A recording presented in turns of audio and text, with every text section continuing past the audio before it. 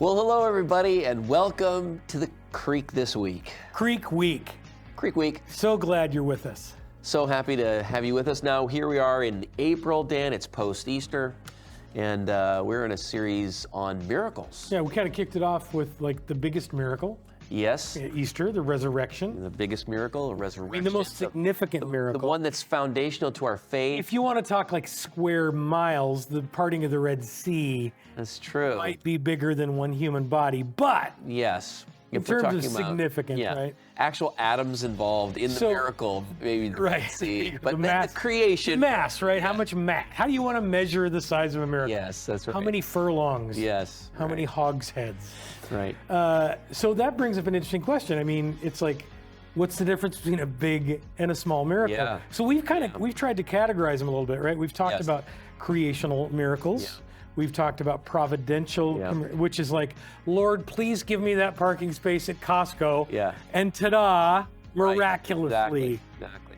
And that's important for defining a miracle because context matters, right? Entirely naturalistic events could be termed miraculous just because of their timing or the surrounding context Right. around it. Yeah. You ask for something and it appears that is much more significant than it not surrounded by that same context. A legitimate critique would be, that's just probability, man. Right, it could be. There's a number.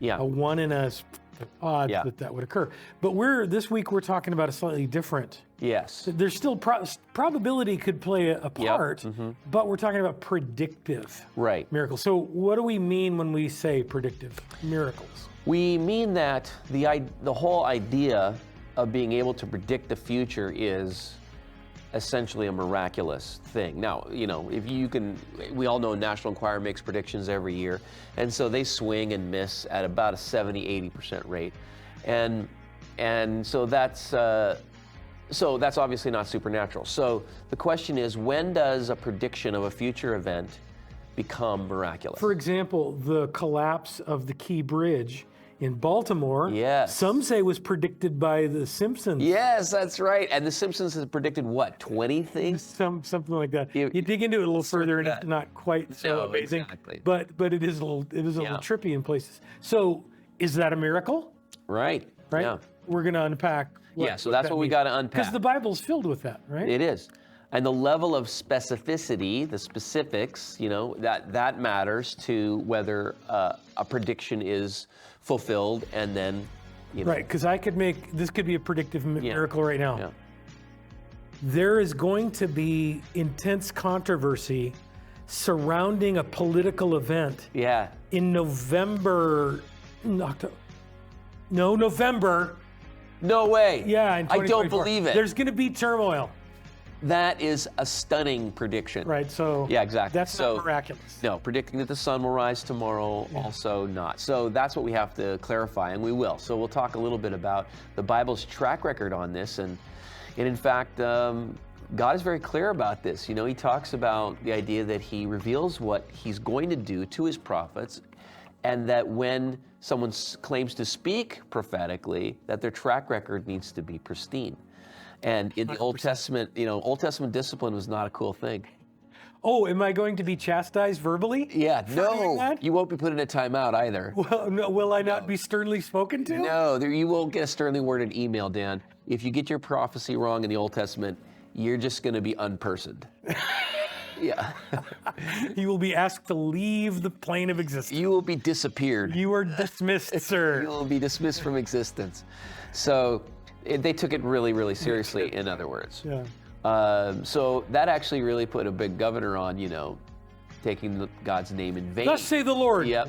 Really? Yeah, that's exactly right. Yeah. Something like that. So, and it's since that law is not in place now, we have a lot of people claiming Yes. predictive miracles. Yeah, they do. Or interpreting the predictive miracles recorded in Scripture. Yes. Right into, that's what this means. Yeah, that's here. what this means. In fact, we're going to do a fireside chat That's right. coming up real soon, where we're going to kind of explore Yep. some of that because it's kind of going around. So this is a really great weekend to come if these are questions, and I think all of us should, if we're going to be students of the Bible, we need to understand how prophecy works. Yep.